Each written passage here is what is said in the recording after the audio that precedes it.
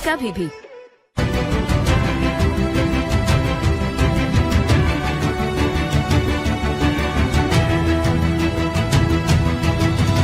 राजस्थान में उनकी होगी, मध्य प्रदेश में उनकी जीत होगी।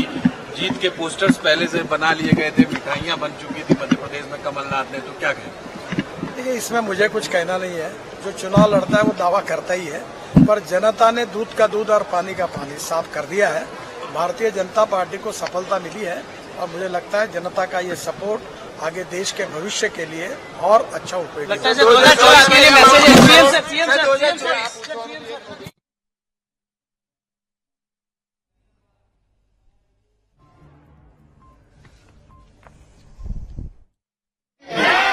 भांजे और भांजियों की मैं अपनी बहनों को, प्रदेश की सभी बहनों को दोनों हाथ जोड़ के और सिर झुका के प्रणाम करता हूँ। आप सबको नमस्कार। मेरी लाडली बहन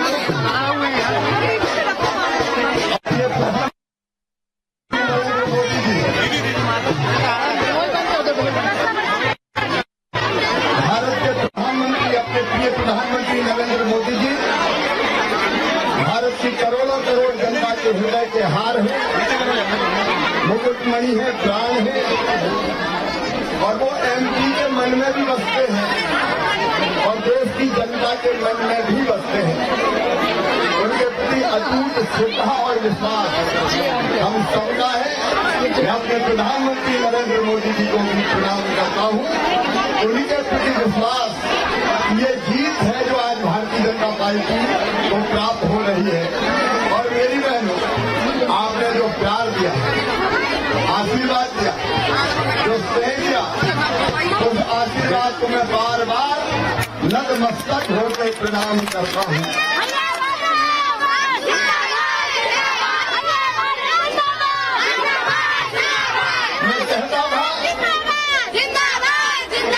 मैं कहता था कि भारतीय जनता पार्टी को अद्भुत जीत हासिल होगी। लोग कहते थे क्यों? मैं कहा मेरी लाडली बहनाएं साथ हैं। लोग कहते थे मीडिया केमिस्ट्री की कांटे की टक्कर है। अरविंद का कहीं कांटे की टक्कर नहीं है। लाडली बहनों ने सारे कांटे निकाल दिए। हम कहाँ जाते,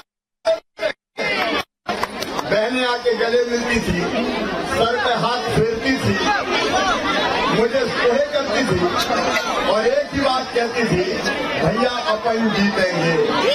वो ये नहीं कहती थी कि भैया तुम जीतोगे, वो कहती थी भैया अपन जीतेंगे।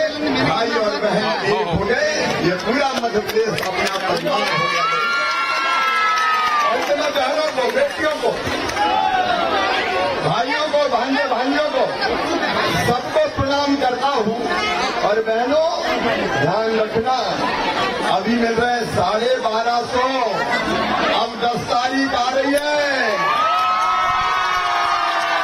जो आपके भाई ने वचन दिया 1250 से 1500, 1750, 2000, 2250, 2500, 2750 और फिर कितना करेंगे? एक बात पूरी होगी। और एक बात ध्यान रखना, जिनको नहीं मिल रहे उनके नाम भी जोड़ूंगा। बेटियां जो 21 साल से ज्यादा उनके भी जुड़ेंगे। और ये भी ध्यान रखना, जब लाडली बहना लखपति बहना बनेगी, लखपति। आज बहुत विस्तार में नहीं जा रहा। प्रधानमंत्री जी की जो गारंटी है मध्य प्रदेश को एक एक पूरी करेंगे। और भाई तो तुम्हारे लिए जिएगा मेरी बहनों। तुम्हारी जिंदगी बदलना मेरी जिंदगी का लक्ष्य है। हम कोई ऐसा नहीं छोड़ेंगे। आज मैं अपनी सब बहनों को अपना आभार प्रकट करता हूँ।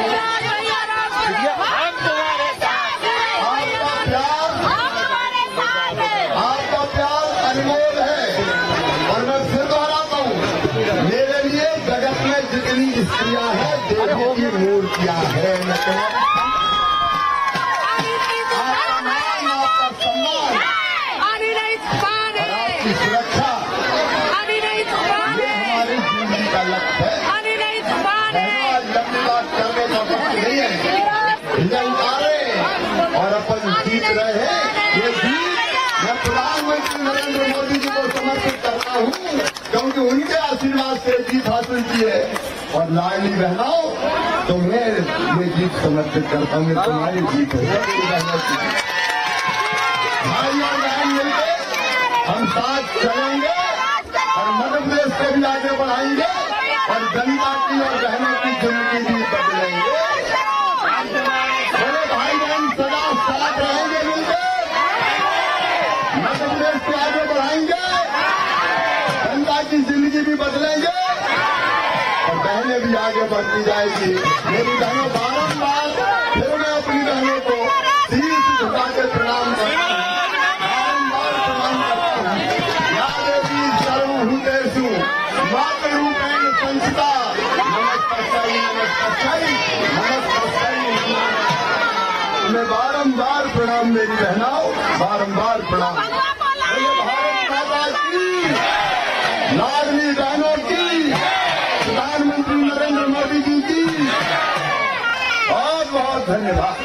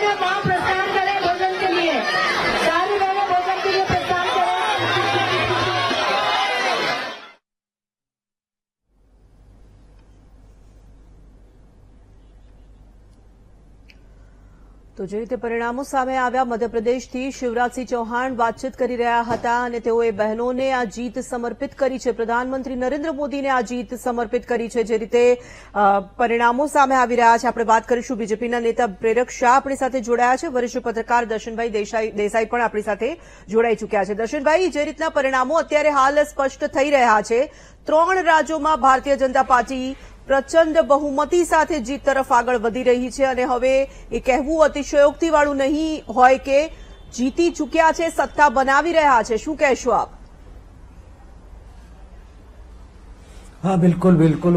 ભારતીય જનતા પાર્ટી આ 3 સ્ટેટમાં સત્તા બનાવી રહી છે અને જેટલા પણ હતા કે હંગ એસેમ્બલી આવશે કે જે કંઈ બી અનુમાનો હતા બધા જ ખોટા પડ્યા છે અને આજે બીજેપી ખૂબ સારા બહુમત સાથે આવી રહી છે આ 3 સ્ટેટમાં. રાજસ્થાનમાં તો જાણે એમ હતું કે રાજસ્થાનમાં દર વર્ષે સરકાર બદલે છે લોકો, એટલે રાજસ્થાનમાં થોડું પોસિબિલિટી ઘણી હતી જ, પણ છત્તીસગઢમાં પણ કોંગ્રેસ પાર્ટીને એમ હતી કે એની જીત થાય છે, પણ ત્યાં પણ કોંગ્રેસ પાર્ટીએ માર ખાધો છે. અને મધ્યપ્રદેશમાં તો કોંગ્રેસની લીડરશીપની શોર્ટેજ, લીડરશીપની ખામી એ જ મોટું કારણ દેખાય છે અને નરેન્દ્ર મોદીની પર્સનાલિટી, નરેન્દ્ર મોદીના ચહેરા ઉપર જ ચૂંટણી લડાઈ છે. રાજસ્થાનમાં પણ એવું બન્યું, છત્તીસગઢમાં પણ એવું જ બન્યું. એટલે એ બહુ ચોખ્ખી વાત છે કે ભારતીય જનતા પાર્ટીનો સંપૂર્ણ બહુમત આ 3 સ્ટેટમાં છે અને 2024 માટે બી ઘણું સૂચવી જાય છે. બિલકુલ. પ્રેરકભાઈ, અભિનંદન તો આપને આપવા જ પડે. મને લાગે છે થોડાક વહેલા ભલે છીએ, પરંતુ અભિનંદનને પાત્ર તો છો જ છો. એક રાજ્યમાંથી હવે 3 રાજ્યો તરફ આગળ વધી રહ્યા છો અને જે રીતે પરિણામો છે, જે રીતે જનાદેશ પ્રાપ્ત થઈ રહ્યો છે, કયા કારણો ક્લિક કરી ગયા, કયા મુદ્દાઓ એવા છે જે અસર કરતા સાબિત થયા કે સંપૂર્ણ શ્રેય મોદીને જાય છે? તો સૌથી પહેલા આપે અભિનંદન આપે એ બદલ આપનો ખૂબ ખૂબ આભાર. જી. અને જનતા જનાર્દનના જે રીતે આશીર્વાદ મળ્યા છે, જ્યારે એક્ઝિટ પોલ આવ્યા ત્યારે બી ઘણા બધા એક્ઝિટ પોલની અંદર 2-2 થશે એ પ્રકારની વાત હતી, ક્યાંક અલગ બી વાત કરતા હતા, પરંતુ જે રીતે લેન્ડસ્લાઇડ વિક્ટરી મળી છે એમાં પણ મધ્યપ્રદેશ, રાજસ્થાન અને છત્તીસગઢ ત્રણેયની અંદર ક્યાંય ફ્રેક્ચર મેન્ડેટ નથી. આ ક્લિયર કટ દેખાય છે કે નરેન્દ્ર મોદી સાહેબને જે વાત કરી હતી કે મોદી કી ગેરંટી है, અને તમામ જગ્યાએ તમામ જાહેર સભામાં એક વસ્તુનો અવશ્ય આ ઇલેક્શનમાં ઉલ્લેખ થયો છે કે મોદી કી ગેરંટી. એનું સ્પષ્ટ દેશની અંદર ચાલતી હોય તો નરેન્દ્ર મોદીની ગેરંટી ચાલે છે, આ પ્રતિપાદિત થાય છે. અને સાથે સાથે જે રીતે પ્રધાનમંત્રી શ્રી નરેન્દ્રભાઈ મોદી સાહેબની મહેનત હતી, કેન્દ્રીય ગૃહમંત્રી અમિતભાઈ શાહ સાહેબની જે ચાણક્ય પ્રમાણેની જે સ્ટ્રેટેજી હતી, જેપી નડ્ડા સાહેબ સહિત તમામ કેન્દ્રીય મંત્રી, મુખ્યમંત્રી, ડેપ્યુટી સીએમ, પ્રાદેશિક નેતૃત્વ, આ તમામે કડી મહેનત કરી, ખભે ખભા મિલાવીને કામ કરી. અને સાથે સાથે પ્રધાનમંત્રી મોદી સાહેબની જે લોકપ્રિયતા, જન કલ્યાણકારી નીતિ અને જે રાજ્યોની અંદર અમે વિપક્ષમાં હતા ત્યાં સકારાત્મક વિપક્ષની ભૂમિકા સાથે જે સત્તાધારી પાર્ટી હતી એની જે ખામીઓ હતી એને અમે ઉજાગર કરી છે.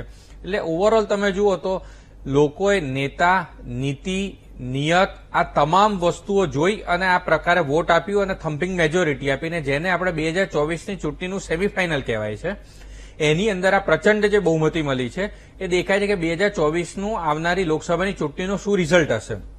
પરંતુ આની સાથે સાથે જ્યારે કોંગ્રેસની સરકાર બની મધ્યપ્રદેશમાં, રાજસ્થાન અને છત્તીસગઢ 2018ની અંદર, તો એ પછી તે એવી પરિસ્થિતિ થઈ કે 13 જ મહિનાની અંદર મધ્યપ્રદેશની અંદરથી એમની સરકાર તૂટી ગઈ, ધારાસભ્યોને ગુંગળામણ અનુભવાતી હતી. અને એ પછી જ્યારે એમનાના કેટલાક ધારાસભ્યો જ્યોતિરાદિત્ય સિંધિયાજીના નેતૃત્વમાં ભારતીય જનતા પાર્ટીમાં આવ્યા અને બાય ઇલેક્શન આવ્યું ત્યારે પણ એ બધા જ ચૂંટાઈને આવ્યા, એટલે લોકોએ ત્યારે પણ સમર્થન કર્યું હતું અને અત્યારે પણ ફરીવાર સમર્થન કર્યું કે જે પ્રકારે અમારી ત્યાં સરકાર ચાલી છે. સામે પક્ષે તમે રાજસ્થાનમાં જુઓ તો 5 વર્ષની અંદર એક બાજુ સચિન પાયલોટનું ગ્રુપ, બીજી બાજુ અશોક ગેહલોત, બંને એકબીજાનો હિસાબો સેટલ કરવા માટે પ્રયત્ન કરી રહ્યા. प्रेरक भाई अटका हुआ आपने नतीजा आए हैं बीजेपी को रोजाना में 3 सीट में बीजेपी आगे चल रही है और जीत के नजदीक है, क्या कहेंगे सर? ये देश की जनता ने जो अपना मूड इस चुनाव के द्वारा व्यक्त किया है, विशेष रूप से राजस्थान, मध्य प्रदेश और छत्तीसगढ़, ये तीनों राज्यों में बहुत अच्छी सफलता मिली है. और एक प्रकार से जनता ने मोदी जी के नेतृत्व में हमारे सरकार ने जो नीतियां अपनाई थी उसका एक प्रकार से समर्थन देकर हमें सपोर्ट किया है. इस ऐतिहासिक विजय के लिए मैं प्रधानमंत्री मोदी जी का और हमारे अध्यक्ष जगत प्रसाद नड्डा जी का और विशेष रूप से अभिनंदन करता हूं, धन्यवाद देता हूं. और मध्य प्रदेश, छत्तीसगढ़ और राजस्थान के सभी पार्टी के पदाधिकारी और कार्यकर्ताओं को भी, उनका भी अभिनंदन करता हूं, बहुत बहुत धन्यवाद देता हूं. और मेरा विश्वास है कि विकास की यात्रा में इन 3 राज्यों में अब डबल इंजन की सरकार आएगी तो और तेजी से विकास होगा और जनता को इसके परिणाम देखने के लिए मिलेंगे. सर, कांग्रेस के नेता दावे कर रहे थे कि जीत राजस्थान में उनकी होगी, मध्य प्रदेश में उनकी जीत होगी, जीत के पोस्टर्स पहले से बना लिए गए थे, मिठाइयां बन चुकी थी मध्य प्रदेश में कमलनाथ ने, तो क्या कहेंगे? देखिए, इसमें मुझे कुछ कहना नहीं है. जो चुनाव लड़ता है वो दावा करता ही है, पर जनता ने दूध का दूध और पानी का पानी साफ कर दिया है. भारतीय जनता पार्टी को सफलता मिली है और मुझे लगता है जनता का ये सपोर्ट आगे देश के भविष्य के लिए और अच्छा उपयोगी होगा. 2024 के लिए मैसेज है सीएम सर.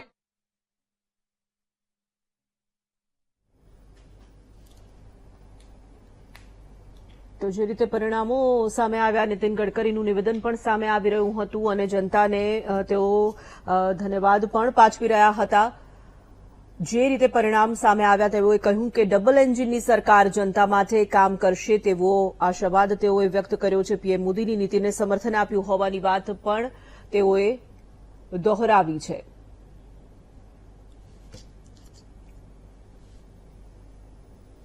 તો તેલંગાણા, છત્તીસગઢ અને મધ્યપ્રદેશ, રાજસ્થાનના પરિણામો ધીરે ધીરે સ્પષ્ટ થઈ રહ્યા છે. તેલંગાણામાં કોંગ્રેસ બહુમતી સાથે આગળ વધી રહી છે, 63 બેઠકો પર આગળ છે, પરંતુ બીજા 3 રાજ્યો એવા છે જ્યાં બહુમતી સાથે ભારતીય જનતા પાર્ટી જે રીતે આગળ વધી રહી છે, સરકાર બનાવવાનું નિશ્ચિત થઈ ચૂક્યું છે. આ જ વિષય પર પરિણામો પર રહેશે. અને આપણે વાત કરી રહ્યા છે આપણી સાથે ગેસ્ટ પેનલમાં બીજેપીમાંથી પ્રેરકભાઈ શાહ તો જોડાયેલા છે, કોંગ્રેસમાંથી નૌશાદ સોલંકી આપણી સાથે જોડાયા અને વરિષ્ઠ પત્રકાર દર્શન દેસાઈ પણ જોડાયેલા છે.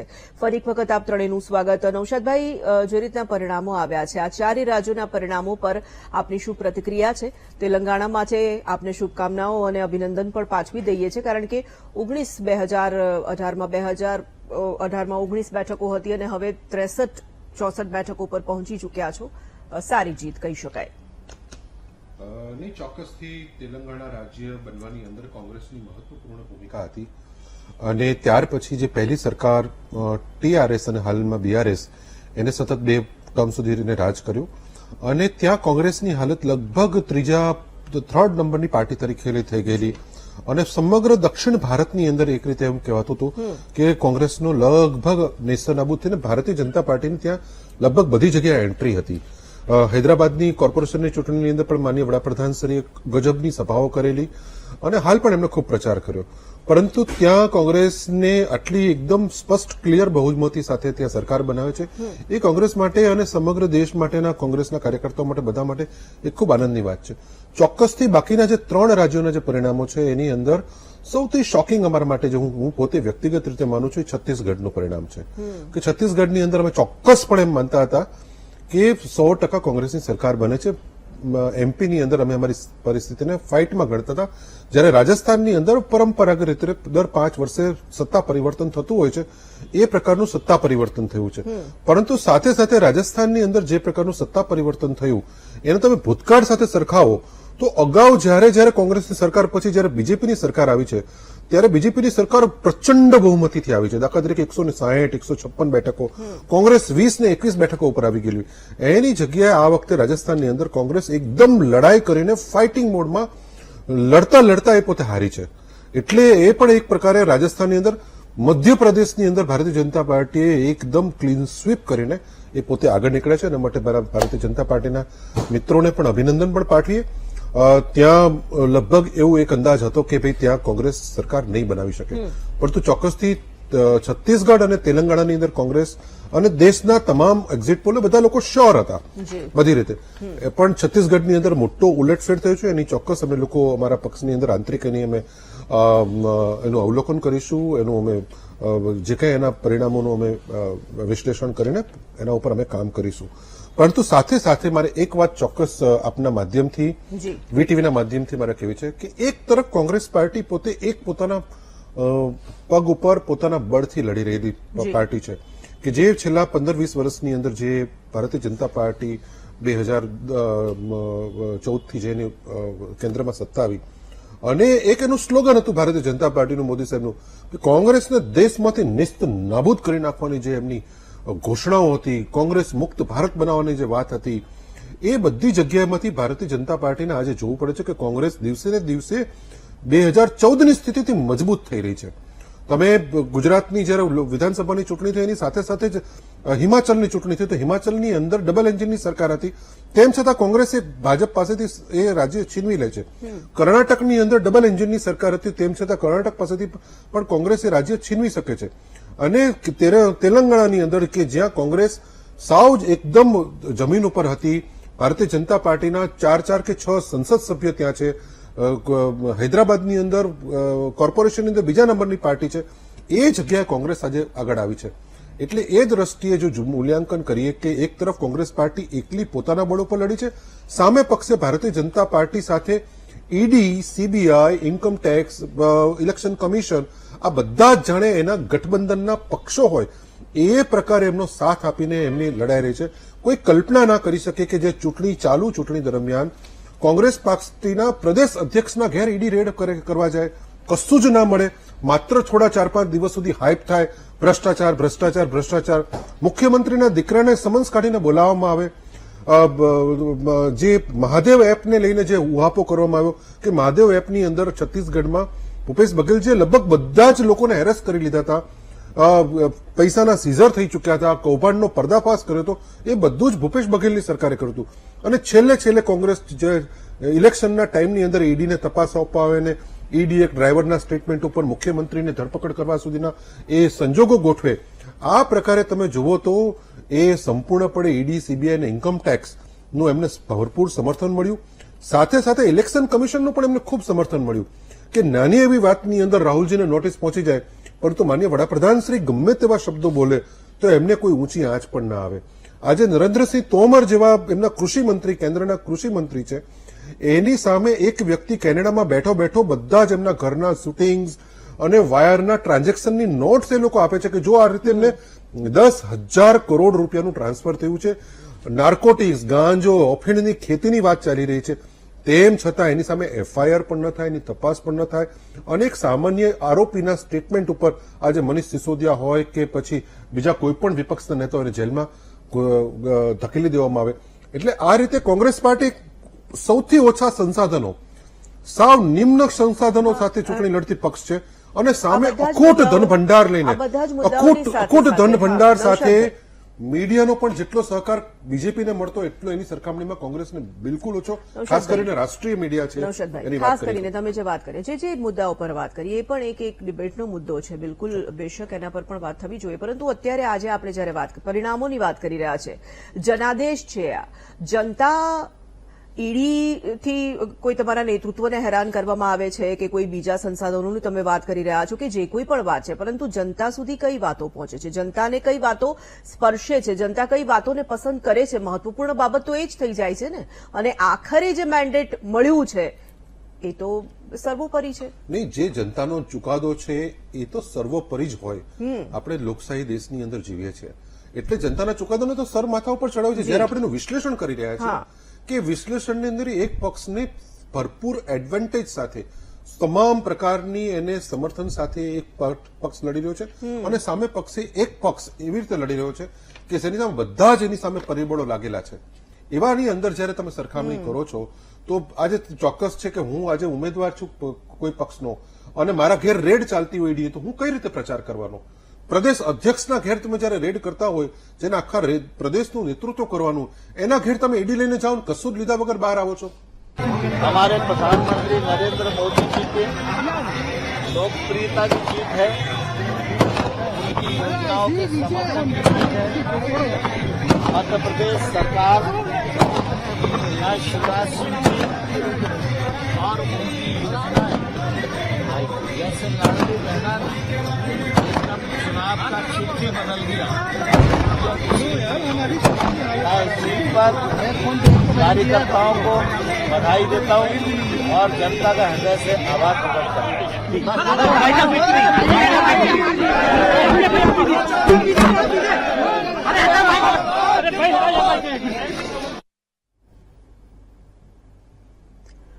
तो નૌશાદભાઈ, આપ જે વાત કરી રહ્યા હતા એના પર ફરી એક વખત આપણે આગળ વધીશું જ અને વાત પણ કરીએ, પરંતુ પ્રેરકભાઈ, હવે જે રીતે નૌશાદભાઈ જે મુદ્દાઓ પર વાત કરી રહ્યા છે, સીધો આક્ષેપ તો ખેર તમારા પર જ થઈ રહ્યો છે, પરંતુ ફરી એક વખત આપની પાસેથી હું એ સમજવાનો પ્રયાસ કરીશ કે તેલંગાણામાં એક બેઠક હતી, એકમાંથી 8 બેઠકો પર તમે અત્યારે પહોંચ્યા છો, પરંતુ છતાં પણ ત્યાં જોઈએ એવો તમે ચમત્કાર નથી કરી શક્યા. અન્ય 3 રાજ્યોમાં, રાજસ્થાનનું તો ખેર તાસીર જ છે કે દર 5 વર્ષે તેઓ સત્તા પરિવર્તન કરી જ દેતા હોય છે. મધ્યપ્રદેશના જે આંકડાઓ છે તે તો બિલકુલ ચમત્કારિક અને તમારા માટે ખૂબ જ મહેનત કરી છે તેવા દેખાઈ રહ્યા છે. છત્તીસગઢમાં શું આખરે જાદુ કર્યો? છત્તીસગઢમાં એવી કઈ યોજનાઓ, એવી કઈ બાબતો, એવા કયા મુદ્દાઓ હતા જે કામ કરી ગયા એવું તમને લાગી રહ્યું છે? આખી ચૂંટણીમાં તો સૌથી મોટું કોઈ વાત હોય તો નરેન્દ્રભાઈ મોદી સાહેબે કીધું કે મોદી કી ગેરંટી, અને દરેક સભાની અંદર આનો ઉપયોગ કર્યો છે.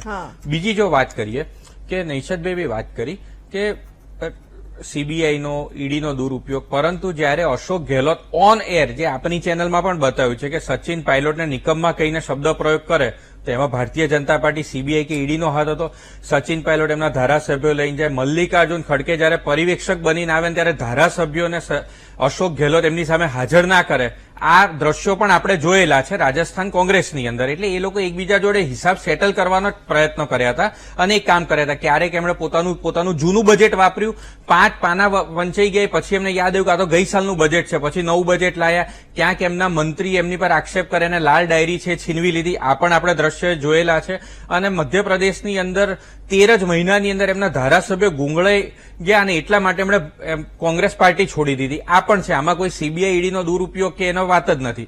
હવે જો એ સીબીઆઈ ઈડીની જો વાત કરતા હોય તો 2014 પહેલાની જે વાત કરીએ તો 2014 પહેલા યુપીએ સરકાર હતી કેન્દ્રમાં, એ બધે એમની અંડરમાં આવતા હતા. એ વખતે એમની ચાલુ સરકારમાં કનીમુઝી જેલમાં ગયા હતા, એ રાજા જેલમાં ગયા હતા, સુરેશ કલમાડી જેલમાં ગયા હતા, કાયદા મંત્રી અશ્વિની કુમારે રાજીનામું આપવું પડ્યું હતું, પી ચિદમ્બરમ ફાઇનાન્સ મિનિસ્ટર પર આઇનોક્સનો કેસ થયો હતો, રેલ મંત્રી પવન બંસલે રાજીનામું આપવું પડ્યું હતું, દયાનિધિ મારને રાજીનામું આપવું પડ્યું હતું, 1990ના કેસમાં વીરભદ્રસિંહ એસએમઈ મિનિસ્ટરે રાજીનામું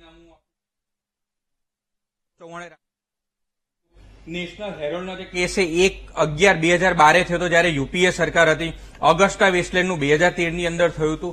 એટલે જયારે એમની સરકાર હતી ત્યારે પણ એમની ઉપર જ આક્ષેપ થતા હતા, જયારે અમારી સરકાર છે ત્યારે પણ એમની ઉપર આક્ષેપ થાય છે. કારણ કે કોંગ્રેસ અને કરપ્શન એક સિક્કાની બે બાજુ છે. જે રીતે માછલી એ પાણી વગર નથી રહી શકતી, એમ કોંગ્રેસ એ કરપ્શન વગર નથી રહી શકતી. અને છત્તીસગઢમાં જેમ આપણે વાત કરી ત્યારે અમિતભાઈ શાહ સાહેબ એમના પ્રવચનની અંદર 5C ની વાત કરી હતી. કોંગ્રેસે 5C ઉપર ચાલે છે. પહેલો C કટ, બીજો C કમિશન, ત્રીજો C કરપ્શન, ચોથો C કોમ્યુનલિઝમ અને પાંચમો C એ ક્રિમિનલ પોલિટિક્સ છે. અને 3D ઉપર ચાલે, દરબારી, દામાદ અને ડીલર. જયારે ભારતીય જનતા પાર્ટી એ 3A ઉપર ચાલનારી સરકાર હતી. જે જગ્યાએ સરકારમાં છે ત્યાં 3A ઉપર, અને બાકી જગ્યાએ જે વાત કરીએ 3A છે, લોકોનું કેવી રીતે આવક વધે, લોકોને આવાસ મળે, લોકોના આરોગ્યમાં સુધારો થાય અને લોક કલ્યાણકારી નીતિઓ અમલમાં અંદર મૂકવીને એનો ક્રિયાન્વિત કરવી. ઠીક છે, એક નાનકડા બ્રેકમાં જે આપણે રોકાવું છે, બ્રેક બાદ આપણે આ ચર્ચામાં આગળ વધીશું અને શું આખરે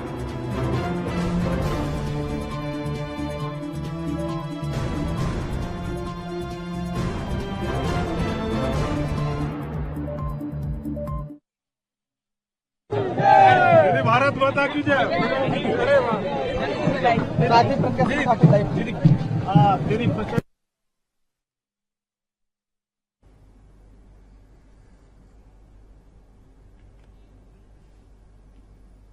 प्रधानमंत्री मोदी जी को, जो हमारे लीडर हैं, हमारे इंस्पिरेशन हैं, भारतीय जनता पार्टी के एक एक कार्यकर्ता को, झोटवाड़ा की जनता को, राजस्थान की जनता को मैं धन्यवाद देता हूं कि अवसर दिया मुझे विधायक बनकर अपने झोटवाड़ा की, राजस्थान की सेवा करने का। और इस जीत का श्रेय प्रधानमंत्री मोदी जी के अनटायरिंग, बिना थके जो काम करते हैं और जिस विश्वास के साथ उनकी योजनाएं घर घर पहुंचती हैं, उसी का आशीर्वाद है कि भारतीय जनता पार्टी को ऐसा प्रचंड जीत मिल रही है। राठौड़ साहब, सांसद के रूप में आपके 2 बार का कार्यकाल रहा और अब विधायक के रूप में एक नया कार्यकाल शुरू हो रहा है, किस तरह देखते हैं आप इसको? सांसद का बड़ा क्षेत्र होता है, अब ये झोटवाड़ा भी हालांकि उसी का एक हिस्सा है, लेकिन जी भूमिका अलग रहेगी। जी, बड़ी जिम्मेदारी है, क्योंकि दायरा भले ही क्षेत्रफल छोटा हो, लेकिन जिस गहराई तक काम करना पड़ता है, जिस गहराई तक लोगों को जानना और उनकी समस्याओं का समाधान करना पड़ता है, उसमें एक संतुष्टि भी है और वो अपने आप में एक बहुत बड़ा काम है और बड़ी जिम्मेदारी है। प्रधानमंत्री मोदी जी की, मोदी सरकार की जो योजना का पैसा जो अलग अलग राज्यों में जाता है, उसको धरातल तक ईमानदारी से पहुंचाना, समय से पहुंचाना, ये जिम्मेदारी रहेगी। और इसीलिए इसे मैं अपना सौभाग्य मानता हूं कि अभी तक हम नीति बनाते थे और फंड्स भेजते थे वहां पे लोकसभा के अंदर, लेकिन अब विधायक बनकर उसको एग्जीक्यूट करने का एक अवसर मिलेगा। राठौड़ साहब, बड़ी बात यह कि आप जीते भी है और राजस्थान में पूर्ण बहुमत की आपकी सरकार बनती दिख भी रही है। ऐसी स्थिति में अब जिम्मेदारी ज्यादा बढ़ गई है आप लोगों की। क्या मान के चले, अब राठौड़ साहब जो अब तक सांसद की भूमिका में थे, पूर्व में केंद्रीय मंत्री की भूमिका में है, लेकिन अब राजस्थान में जब पूर्ण बहुमत की सरकार बनेगी तो राज्यवर्धन सिंह राठौड़ जनता को किस भूमिका में नजर आएंगे विधायक के साथ? देखिए, हर जिम्मेदारी अपने आप में एक बड़ी जिम्मेदारी होती है, क्योंकि उस दायित्व को 100% पूरा करना अपने आप में एक बड़ी जिम्मेदारी होती है, महत्वपूर्ण होता है। और भारतीय जनता पार्टी के कार्यकर्ता होने के नाते, एक सैनिक होने के नाते, एक खिलाड़ी होने के नाते, जो मोर्चा मुझे दिया जाता है उस पर मैं 100% काम करता हूं। आगे भी जैसे हमारी टीम के कप्तान प्रधानमंत्री मोदी जी जैसी जैसी जिम्मेदारी देंगे, हमारी पार्टी जैसी जैसी जिम्मेदारी देगी, उसमें हर एक जिम्मेदारी, जैसे मैंने कहा, महत्वपूर्ण होती है। हम सब मिलकर जब काम करते हैं तभी काम पूरा हो पाता है। तो मेरा जो रोल रहेगा उसमें 100% मैं काम करूंगा, जो भी जिम्मेदारी मुझे मिलेगी। राठौड़ साहब, अब चर्चा ये भी है, क्योंकि कल तक ये उत्सुकता थी परिणाम क्या आएंगे। परिणाम सबके सामने लगभग स्थिति साफ हो चुकी है, चेहरा साफ हो चुका है। अब उत्सुकता है कि मुख्यमंत्री कौन होगा बीजेपी में। उत्सुकता ये उत्सुकता तो कई महीनों से चल रही थी। आपके बार बार मीडिया के प्रश्न यही होते थे और इस स्ट्रैटेजी के ऊपर प्रश्न चिन्ह भी उठाए जाते थे, लेकिन आपने देखा कि पार्टी की अपनी स्ट्रैटेजी होती है, हर राज्य में अपना एक तरीका होता है और राजस्थान के अंदर कलेक्टिव लीडरशिप के साथ हमने ये चुनाव लड़ा और अब समय के हिसाब से पार्टी का पार्लियामेंट्री बोर्ड निर्णय करेगा, प्रधानमंत्री मोदी जी की लीडरशिप में तय होगा और फिर जैसे भी जिसको जिम्मेदारी मिलेगी हम सब मिलकर राजस्थान के अंदर एक ऐसा समय लाने की कोशिश करेंगे कि पिछले 5 साल की भरपाई हो और राजस्थान सभी राज्यों अग्रणी राज्य हैं उनकी श्रेणी में आके खड़ा हो। एक लास्ट सवाल आपकी विधानसभा के लिए, झोटवाड़ा में आपकी पहली प्राथमिकता अब क्या रहने वाली है? झोटवाड़ा अपने आप में एक बड़ी यूनिक विधानसभा है जिसमें ग्रामीण क्षेत्र भी है और शहरी क्षेत्र भी है। शहरी क्षेत्र ऐसा है जहां पर शहर जैसी सुविधाएं संपूर्ण नहीं है। सो मेरा ये दायित्व रहेगा कि अर्बन डेवलपमेंट अथॉरिटीज के साथ, नगर निगम हो या जेडीए हो, उन सब के साथ मिलकर यहाँ पर झोटवाड़ा के अंदर सड़कों का निर्माण, पीने का पानी घर तक पहुंचाना, जो हाई टेंशन लाइन्स हैं उसकी समस्याओं का समाधान करना, उसके नीचे सड़कें बनवाना, इन सब का सीवेज लाइन्स तैयार करना, स्वास्थ्य के लिए एक सैटेलाइट हॉस्पिटल यहाँ पे खुलवाना, ये सारी मेरी प्राथमिकताएं रहेंगी। थैंक यू वेरी मच, बहुत बहुत।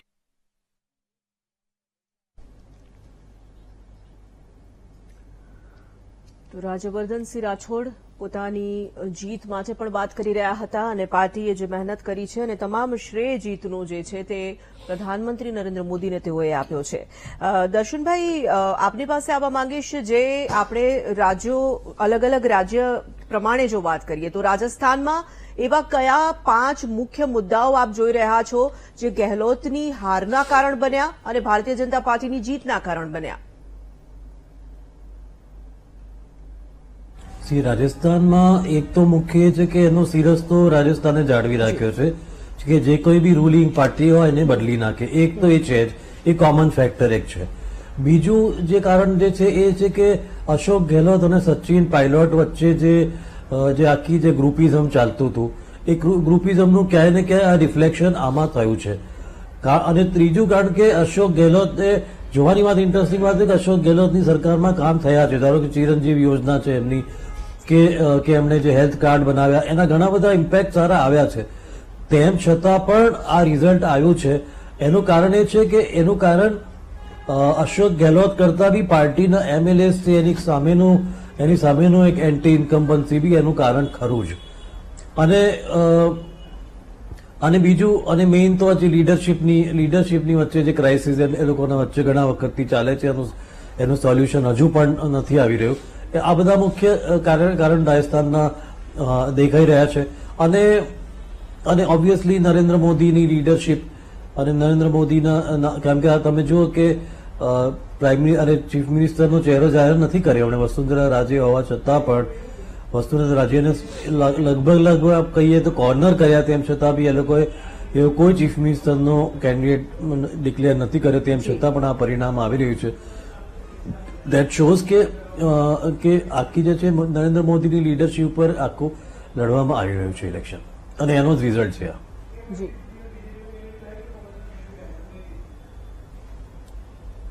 ऑल राउंड राजस्थान था, अदरवाइज वी वन राजस्थान। सरकार गई ना ऑन दैट, हाँ, दैट हैज चेंज्ड।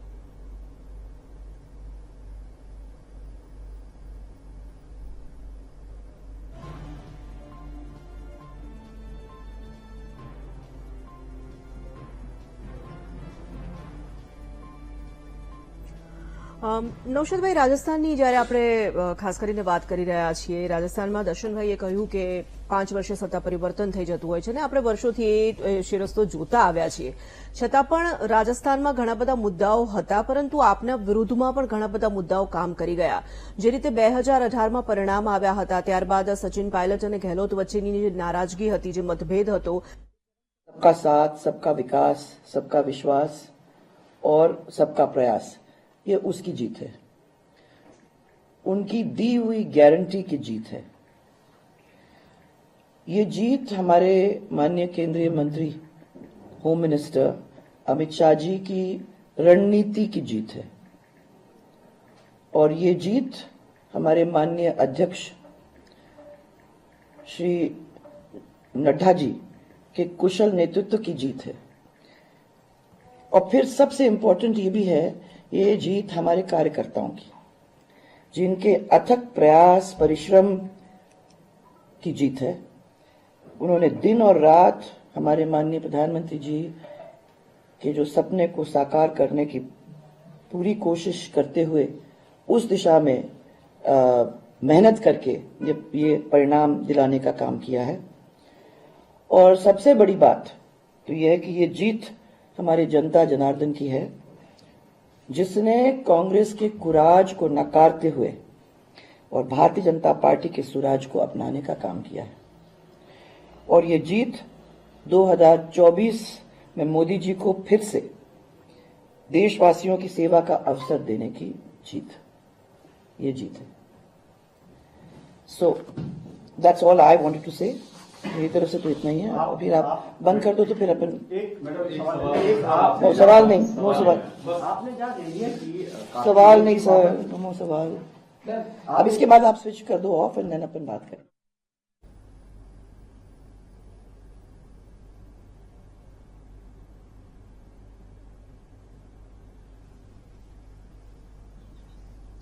તો નૌશાદભાઈ, વાત રાજસ્થાનની જ હતી અને ગેહલોત અને સચિન પાયલટ વચ્ચેના મતભેદની હતી। છેક સુધી એવી ચર્ચાઓ હતી કે મતભેદ બહુ લાંબા સમયથી ચાલ્યો આવે છે અને તેની અસર પણ વર્તાઈ રહી હતી। એવું કહેવામાં આવ્યું કે બધું ઠીક છે, સબ સલામત છે, પરંતુ એક પણ રેલી પણ ન સાથે કરવામાં આવી, ન બંને એક સાથે જોવા મળ્યા અને એ મતભેદના કારણે પણ થોડું નુકસાન ગયું હોય તેવી સંભાવનાઓ છે। ગુર્જરને કદાચ ગુર્જર જાતિને આ વખતે તમે ખુશ કરવામાં થોડાક કાચા પડ્યા અને એના કારણે પણ તમને થોડુંક નુકસાન વેઠવાનો વારો આવ્યો હશે। ઘણા બધા કારણો છે। મુખ્ય કારણો તમને શું લાગે છે જે આત્મમંથન હવે કરવું પડશે? ચોક્કસ આ હાર માટે તો અમારું વરિષ્ઠ નેતૃત્વ એનું વિશ્લેષણ કરશે અને એના ઉપર કામ કરશે જી। પરંતુ જે વાત આપ કહો છો કે સચિન પાયલોટજી અને અશોક ગેહલોતજી વચ્ચે જે મનભેદ હતો અથવા જે હતું, દરેક પક્ષની અંદર આ પ્રકારનું હોય છે। તમે જોજો છેલ્લી ઘડી સુધી વસુંધરાજીને એકદમ કોર્નર કરી દેવામાં આવ્યા હતા અને એક ચૂંટણી સભાની અંદર જ્યાં મોદી સાહેબ પધાર્યા હોય એમને બોલવા દેવામાં પણ નતા આવ્યા અને ક્યાંય જ એમનું કોઈ નામ નહીં, ક્યાંય પોસ્ટર નહીં, કશું જ નહીં। આ તો છેલ્લે જયારે ભારતીય જનતા પાર્ટીને બધાને લાગ્યું કે વસુંધરાજી વગર રાજસ્થાનમાં ચૂંટણી જીતી શકાશે નહીં અને ઇતિહાસ બનશે કોંગ્રેસનો કે એણે જે દર 5 વર્ષે જે સત્તા પરિવર્તન થાય છે આ વખતે કદાચ સત્તા પરિવર્તન નહીં થાય અને છેલ્લે વસુંધરાજીને લાવવામાં આવે છે। એટલે દરેક પક્ષની અંદર પણ એને તો ડેમેજ કંટ્રોલ કહેવાય ને।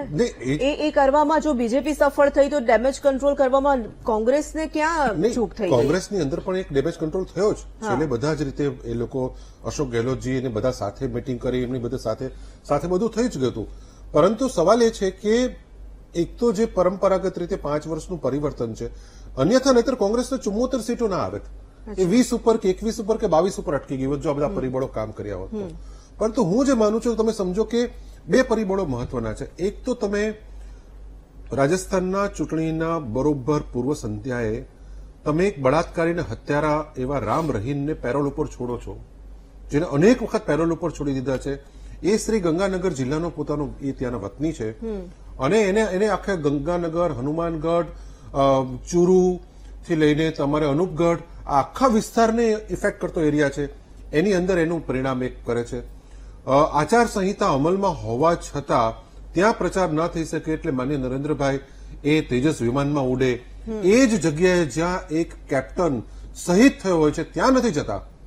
એ કેપ્ટન એક બાજુ એના કેપ્ટનના પરિણામો લખવું પણ ત્યાં મોદી સાહેબ ટીવીમાં રહેવા માટે આખો દિવસ ટીવી મીડિયામાં એ સતત એ દિવસે ચૂંટણીના વોટિંગના દિવસે રહે એના માટે તેજસમાં ઉડે અને પછી એનું પ્રસાર થાય। આ બધા જ કારણોનો તમે સરવાળો કરો, પ્રદેશ પ્રમુખના ઘરે રેડ ચાલતી હોય, એને કોર્નર કરવામાં આવે, એને બહાર ના નીકળવા દેવામાં આવે, ચૂંટણી પંચ રાહુલજી ઉપર નોટિસો કરે, જ્યારે માન્ય વડાપ્રધાન શ્રી રાહુલજી તો અત્યારે કોઈ પદ ઉપર નથી, માન્ય એક સિમ્પલ સામાન્ય સંસદ સભ્ય છે, પરંતુ માન્ય નરેન્દ્રભાઈ તો દેશના વડાપ્રધાન છે અને વડાપ્રધાન તરીકે જે શબ્દોના પ્રયોગો કરે છે, જે પ્રકારે એમની વાતો કરે છે, તો પણ એમને કશું જ કરવામાં ના આવે। પરંતુ રાહુલજી કંઈ પણ બોલે તેમના ઉપર તરત નોટિસ ઇસ્યુ થઈ જાય, એમના ઉપર કેસ દાખલ થઈ જાય। આ પ્રકારે એક બાજુ આ બધાથી કોંગ્રેસને એક બાજુ કોર્નર કરવામાં આવે અને બીજી બાજુ ફૂલ્લી છૂટ આપવામાં આવે. તેમ છતાં રાજસ્થાનની અંદર 74 સીટો આવી એ ચોક્કસથી ખૂબ સન્માનજનક સ્કોર છે. નહીં તો 20-21 ઉપર અટકી ગઈ હોત. લાસ્ટ ટાઈમ આપણે જોયું હતું તો 21 સીટો આવી હતી. એટલે આ બધા જ પરિબળોની અંદર પણ કોંગ્રેસે ત્યાં કમબેક કર્યું છે અને એનું કારણ એક જ છે કે રાજસ્થાનની જે ગેહલોત સરકાર હતી, કોંગ્રેસ સરકાર હતી, એણે જે જનકલ્યાણની જે યોજનાઓ ચલાવી, ચોક્કસ લાડલી બહેન જો મધ્યપ્રદેશમાં ચાલતી હોય તો એ જ પ્રકારની સ્કીમ અહીંયા બહેનો માટેની હતી જ. જ્યાં 500 રૂપિયાનો ગેસનો બોટલ આપવામાં આવતી હતી, 55 લાખ બહેનોને મોબાઈલ ફોન ડિસ્ટ્રીબ્યુટ કરવામાં આવ્યા હતા, પેન્શન સ્કીમ હતી, આ બધી ઘણી બધી યોજનાઓ હતી. એ બધું જ કામ કર્યું છે અને છેલ્લે અશોક ગેહલોતજી અને સચિન પાયલોટનું ટ્યુનિંગ પણ હતું. એ બધા પરિણામોને આજે ભારતીય જનતા પાર્ટીને જે ત્યાં જીત મળી છે એ ચોક્કસ એમની જીત છે. 110 સાથે 70 થી 75 સીટો કોંગ્રેસે મેળવી છે, એ પણ એક સન્માનજનક સ્કોર છે. સાથે સાથે તમે જુઓ છો કે એ જ વસ્તુ ડબલ એન્જિનની સરકારની વાત કરે છે, પરંતુ એ ડબલ એન્જિનની સરકાર તમે તેલંગાણામાં કેમ નથી લાવી શક્યા? કે બીજા નંબરની પાર્ટી હતી, તમે સેકન્ડ નંબરની પાર્ટી હતી, એમાંથી તમે આજે કોંગ્રેસ માત્ર સામાન્ય સીટ હતી 19 માંથી સીધી આજે 65 ઉપર પહોંચે છે, 66 ઉપર પહોંચે છે. તો એનો ફરક છે જ. એટલે કોઈ એક સ્ટેટની અંદર એક પોલિસી કામ કરી જાય છે, એક બીજા સ્ટેટમાં એ જ પોલિસી કામ કરતી નથી હોતી. તેલંગાણામાં એક જ બેઠક ભારતીય જનતા પાર્ટી જીતી શકી હતી ને, એકમાં પણ સામે એના સંસદ સભ્યો 6 સંસદ સભ્યો હતા, ચાર સંસદ સભ્યો અને જે સૌથી મોટું છે 2018 વિધાનસભાને જો આપણે કમ્પેર કરીએ છીએ તો એમાં ભારતીય જનતા પાર્ટીનો સ્કોર વધ્યો જ છે.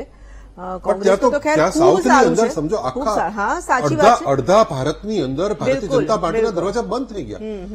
આજે હિન્દી બેલ્ટ માત્ર પૂરતું ભારતીય જનતા પાર્ટી અત્યારે કોર્નર થઈ ગયું અને અડધા ભારતની ગરીબો, વંચિતો, પીછડે મહિલા, યુવા, આ તમામના જીવનમાં નવી ખુશીઓ આવે, તમામ પોતપોતાના પરિવારજનો જોડે વિકાસમાં સહભાગી બની શકે તે માટે સરકાર શ્રી દ્વારા એક પછી એક મહત્વના નિર્ણયો લેવામાં આવ્યા અને નિયમોના થકી દેશના કરોડો પરિવારોના ઘર બન્યા. ઘરમાં લાઈટ આવી, ઘરના આંગણે પાણી પહોંચ્યું, રાંધણ ગેસ મળ્યો.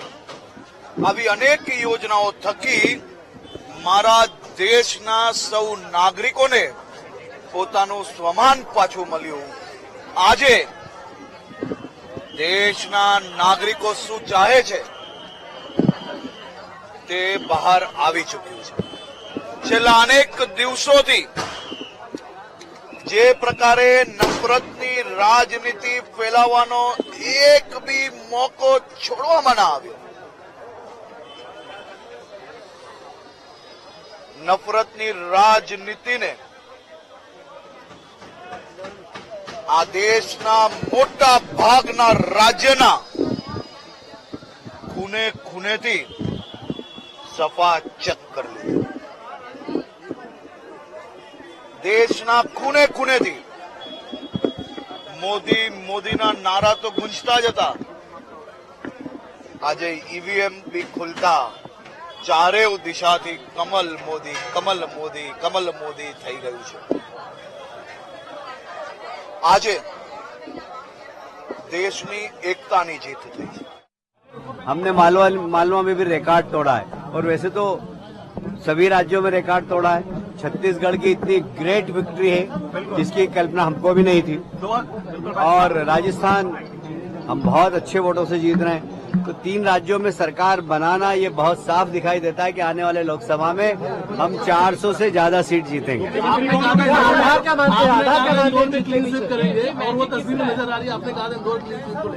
हमने कहा था कि सफाई में इंदौर 1 है, पर राजनीतिक सफाई में भी इंदौर 1 रहेगा. आधार क्या मानते हैं आप इस चीज का? मोदी जी के मन में मध्य प्रदेश और मध्य प्रदेश के मन में मोदी. मालवा की जनता को लेकर क्या कहेंगे जो जिस तरीके से सामने जाना है?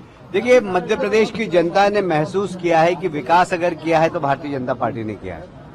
और मध्य प्रदेश में जिस प्रकार से विकास हुआ है, सड़क हो, बिजली हो, महिला सुरक्षा हो, गरीब कल्याण की योजना हो, और इसका पूरा श्रेय अगर किसी एक व्यक्ति को जाता है तो मोदी जी को जाता है, जिनके नेतृत्व में लोगों को विश्वास है। और मध्य प्रदेश, राजस्थान, छत्तीसगढ़ में जो बड़ी जीत हमको मिली है, उसका श्रेय मोदी जी का नेतृत्व, अमित शाह जी की रणनीति, नड्डा जी की संगठन क्षमता, इन तीनों को ही मैं देना चाहूंगा और तीनों को बधाई भी देता हूँ। 2013 का पुनरावृत्ति है, मालवा निमाड़ की जिम्मेदारी आपको मिली, आपकी सीट के साथ साथ लगातार आपने इन सीटों पर भी दौरा किया। 2013 में 54 सीटें जीती थी और इसकी पुनरावृत्ति हो रही है। एक बड़ी जिम्मेदारी मिली थी, इस विक्ट्री को कैसे देख रहे हैं? और जी बताइए। मैं 1 वर्ष से मालवा निमाड़ में काम कर रहा था और उद्देश्य यही था कि मालवा निमाड़ पिछली बार बहुत हमारे लिए नुकसानदायक था। इस बार हम ज्यादा से ज्यादा वहां पर सीट जीतने का प्रयास करेंगे और हमने 1 साल से कोशिश की और आप देख रहे हैं मालवा निमाड़ ने सर्वाधिक जीत भारतीय जनता पार्टी को। आपकी क्या जिम्मेदारी होगी? 50,000 प्लस वोटों से लोग नजर आ रहे हैं जीतते हुए, इस बार एक नया ट्रेंड नजर आ रहा है। नहीं, अब ये तो जनता का प्यार है, किसके प्रति कितना लुट जाए।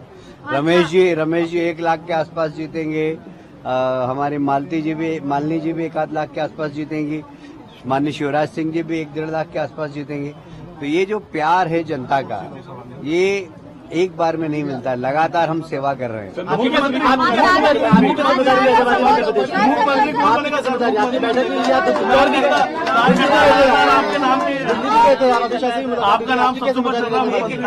देखिए, भारतीय जनता पार्टी का कोई भी कार्यकर्ता मुख्यमंत्री होगा जिसको दिल्ली के बैठे हुए हमारे हाईकमान तय करेंगे। आचार्य प्रमोद कह रहे हैं कि कांग्रेस इसलिए हार गई है। देखिए, मैं आपसे पूछता हूँ एक प्रश्न, कांग्रेस की दुर्गति नहीं, मैं आपसे दूसरा प्रश्न पूछता हूँ कि कांग्रेस को वोट क्यों दे? क्या उनके पास नेता है? क्या उनके पास नीति है? क्या उनकी नीयत अच्छी है? न नेता है, न नीति है, न कांग्रेस की नीयत अच्छी है। तो इसलिए जनता ने उनको अपना चेहरा दिखाया आईने में कि लोकसभा में जाने के पहले आईने में अपना चेहरा देखिए। आचार्य प्रमोद कह रहे हैं कि कांग्रेस इसलिए हार गई है क्योंकि उन्होंने सनातन को बहुत गालियां दी है, ये वजह मान रहे हैं आप? नहीं, बहुत सारे कारणों में ये कारण भी हो सकता है, बिल्कुल मैं इससे इनकार नहीं करता। छत्तीसगढ़ का जो रिजल्ट सामने आ रहा है उसमें क्या कहेंगे? छत्तीसगढ़ की तो बहुत बड़ी विक्ट्री है और मैं इसके लिए हमारे रणनीतिकार अमित शाह जी को और नड्डा जी, जिन्होंने वहाँ की कमाल संभाल रखी थी, और मोदी जी का नेतृत्व, जबरदस्त नेतृत्व, उसके कारण ही हम जीते, ऐसा मेरा मानना। बीजेपी की बड़ी जीत के बाद कांग्रेस ने इंडिया गठबंधन की बैठक बुलाई है, 6 तारीख को दिल्ली में होने वाली है। अब उनसे पूछिए कि उनके इंडिया गठबंधन में जाएगा कौन कौन। क्या नीतीश जाएंगे क्योंकि वो इंडिया गठबंधन से नाराज हैं? क्या लालू जी के बेटे अखिलेश जाएंगे? वो बहुत नाराज हैं। ममता जी बहुत नाराज है। अब पता नहीं कौन सा नया गठबंधन बनता है। कांग्रेस मान रही थी और रिसोर्ट और हेलीकॉप्टर तक बुक करके रख लिए गए थे। हाँ, मतलब इसका मतलब है उनका जमीनी अंदाज नहीं। कांग्रेस के नेता हेलीकॉप्टर में घूमते हैं, एसी कमरों में रहते हैं, जमीनी हकीकत का उनको एहसास नहीं था। और मैं आज से नहीं, आप मेरी जितनी प्रेस कॉन्फ्रेंस मैंने ली है आप लोगों से चर्चा की, तब भी मैंने कहा 9 सीट हम इंदौर में जीतेंगे, 160 हम मध्य प्रदेश में जीतेंगे। आज से नहीं कह रहा हूँ मैं, एक महीने पहले से कह रहा हूँ, क्योंकि हम जमीन में जाते हैं, लोगों से मिलते हैं। मैं किसी रेस में नहीं हूँ, भारतीय जनता पार्टी का। तो आप रेडी रहेंगे मुख्यमंत्री? मैं ऐसे काल्पनिक प्रश्नों का जवाब नहीं देता। भाई, लाडली बहना छत्तीसगढ़ में ठीक है। आप लोग कुछ दरबारी पत्रकार ये स्थापित करने में लगे हुए हैं, तो जरा उनको समझना चाहिए कि छत्तीसगढ़ में क्या थी, क्या नहीं थी, राजस्थान में थी, क्या नहीं थी, और तीनों जगह क्या था, मोदी जी का नेतृत्व। तो मोदी जी के नेतृत्व के कारण ही हम जीते। भारतीय जनता पार्टी के कार्यकर्ता एक नंबर पे कैसे आप देखते हैं जीत को, अपनी जीत को कैसे देखते हैं? मैं जितना सोचा था उससे ज्यादा वोट से मैं जीत रहा हूँ और जनता ने मुझे बहुत प्यार दिया है। और मुझे आश्चर्य है कि जो वहाँ के स्थापित विधायक थे वो अपने खुद के पोलिंग बूथ पे भी हार गए।